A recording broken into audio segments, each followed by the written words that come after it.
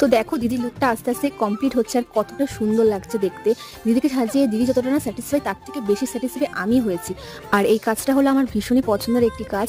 দিদি এত শান্ত, আমাকে কোনো রকম ডিস্টার্ব করেনি, একবারও আয়না দেখার জন্য মানে বলেও নি যে আয়না দেখবো, পুরোটা আমার উপর ছেড়ে দিয়েছে। এই লুকটা তোমাদের কেমন লাগলো অবশ্যই কমেন্টে জানিও, আর দিদির কেমন লাগলো এটাও শুনে নাও দিদির মুখ থেকে। বলো কেমন লাগলো তোমার আমার সাথে? খুব ভালো লেগেছে, আমি ফুল স্যাটিসফাইড, যেমন চেয়েছিলাম তেমনই আছে। পছন্দ হয়েছে? হ্যাঁ, খুব পছন্দ হয়েছে। Thank you. আর দেখো এখানে আমাদের গ্রুমও চলে এসেছে, আর দিদি একটু মেকআপ করে দিচ্ছিল। এখন তো এটা কোনো ব্যাপার না, এখন ব্রাইড গ্রুম দুজনেই মেকআপ করে, এটা কোনো ব্যাপারই না। সেই দিন আমার একটা পার্টি মেকআপেরও বুকিং ছিল, আর আমি যতটুকু জানি এটা হলো ব্রাইডের ননদ। তো এই লুকটা কেমন লাগলো তোমাদের অবশ্যই কমেন্ট করে জানিও, আমার তো ভীষণ পছন্দ হয়েছে। লাস্টে গ্রুমের রিভিউটাও শেয়ার করে দিলাম তোমাদের সাথে।